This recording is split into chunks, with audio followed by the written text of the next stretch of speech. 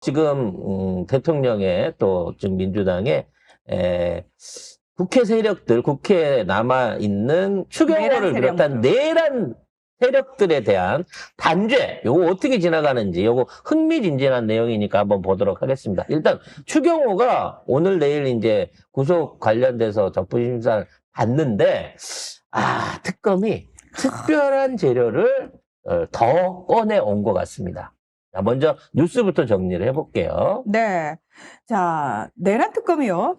추경호가 비상계엄 보름 뒤 계엄이 잘 됐으면 좋았을 것이라는 취지의 발언을 했다는 국회 직원의 진술을 확보를 했다고 합니다.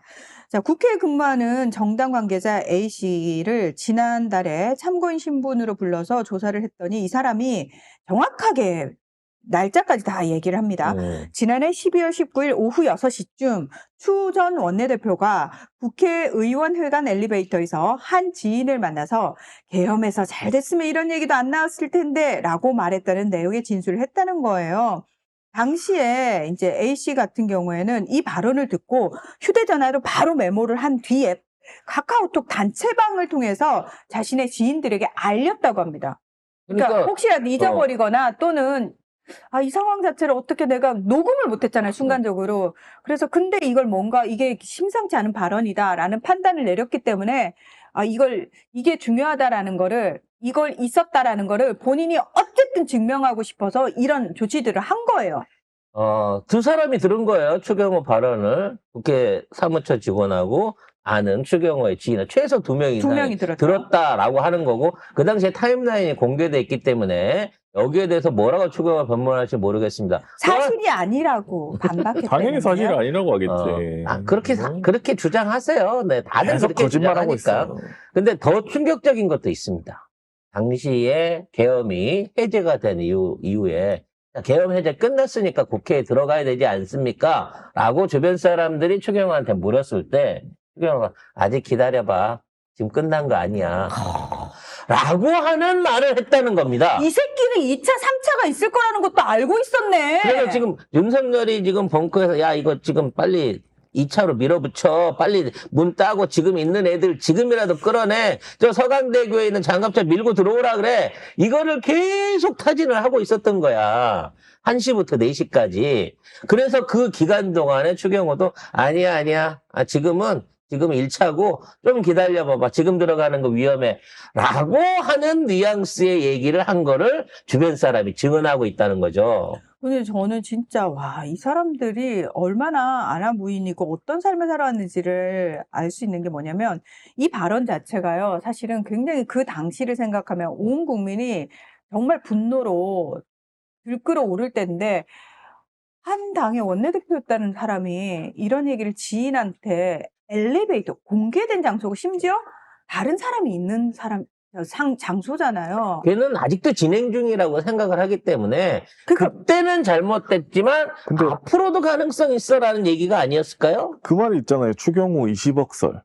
그렇죠. 그게 바로 직전에 있었잖아요. 그렇죠. 바로 전날이에요. 전날이죠. 네. 그러니까 만약에 그 추경호 20억 설이 아니었으면 추경호가 바로 여기에 가담했을까? 추경호가 자기 지역구에 있는 사람한테 지방선거 공천을 대가로 돈을 받았죠. 20억을 받았다라고 하는 의혹에 대한 수사가 시작되려는 참에, 언론 발표가 나오는 참에 바로 이게 터진 거거든요. 따라서 추경호는 그 건 때문에라도 갈 건데 이왕 가는 거 나 뇌물수수죄로 안 가고 내란죄로 갈 거야 라고 내란 절차로 올라탄 것 같다는 생각이 듭니다. 중요한 건 이 추경호가 지금 있는 구속 적부심 들어가기 전에 특검이 10명이 넘는 국짐 의원들을 다 조사를 했어요. 근데 그 조사 내용을 안 밝히고 있거든요. 여기 안에서 추경호를 완전히 옭아맬 수 있는 핵심적인 증거들과 그와 관련한 휴대폰 기록, 통화 기록, 문자 기록들을 이미 특검이 확보하고 있는 상황이라고 알려져 있습니다. 그러니까 추경호는 절대 못 빠져나갈 만한 증거를 갖고 있기 때문에 지금 영장 판사가 약간 또라이예요. 그 윤석열은 풀어주고. 이정재가 예, 하죠, 이번에. 예, 그 영화배우 말고 그 이정재 판사가 3명 중 예. 1명. 얘가 이제 윤석열은 풀어주고 또 딴 사람은 구속을 시키고 이거 왔다 갔다 하기 때문에 어쩔지 모른다. 또 이게 구속 안 될지 모른다라는 얘기가 있습니다만 피해 나가지 없을 정도로 이걸 하고 있고요. 만에 하나 이걸로 구속을 안 시킨다고 하더라도 재판에 들어가게 됐을 때 특검이 꺼내놓을 증거들이 어마어마하기 때문에 사실상 국짐은 끝났다고 봐진다는 거예요. 아유, 정당은 해산되는 걸로 봐야 된다는 거지. 그 얘기를 올 한 해 내내 지금 하고 있잖아요. 그래서 이제 해산을 위한 단계에 들어가고 있습니다.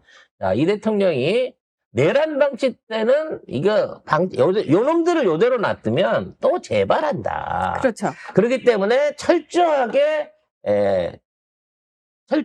처벌해야 된다라고 하면서 지금 정치권뿐만 아니라 통일교까지 통일교까지 포함을 해가지고 이거를 전방위로 조사하는 특검을 만들어야 된다라고 보고 있는 거예요. 그러니까 그동안 내란 특검에 통일교 특검이 없었는데 통일교하고 정치거래까지를 포함하는 2차 종합특검을 해야 된다라고 하는 얘기를 꺼내놓고 있습니다. 지금 국짐이 비명 지르고 있어요. 5년 내내 그러면 특검만 할 거냐고. 50년도 할 거예요, 우리는.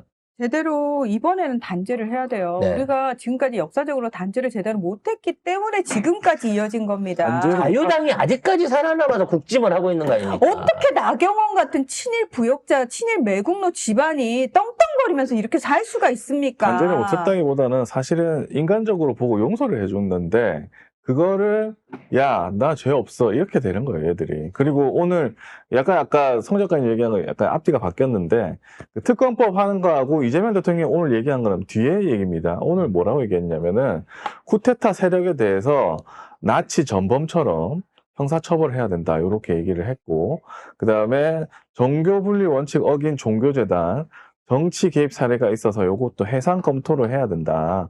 이렇게까지 얘기를 했습니다. 그러니까 앞에 민주당이 새 특검을 발의한다는 거는 거기에 뭐 종교까지 뭐 하라 뭐 이런 건 없어요. 이게 대통령의 명령을 받고 가는 게 아니고 일단은 민주당 자체에서 기존에 있는 특검 시효가 다 돼가기 때문에 이 세 개를 합친 그리고 더 많은 사안들을 할 수 있는 종합특검을 하겠다라고 하는 발표를 정청래 대표가 먼저 했고 거기에 이어갖고 대통령이 그 방향성에 대한 얘기를 추가로 해준 거예요. 그러니까 당정이 모두 다 추가 특검, 종합 특검에 지금 합의를 하고 있는 상황이고 우리가 압도적인 의석수를 갖고 있기 때문에 이거는 그대로 밀어붙일 수밖에 없는 상황이 되는 겁니다. 어떤 내용으로 2차 종합 특검이 추진될지 예상하는 기사들을 먼저 한번 정리를 해보겠습니다. 네, 일단 정청래 대표가 이렇게 얘기를 했어요. 3대 특검의 미진한 부분을 한 군데에 몰아서 공정하고 객관적으로 진실을 밝히기 위한 2차 종합 특검을 검토해야 할 시점이다.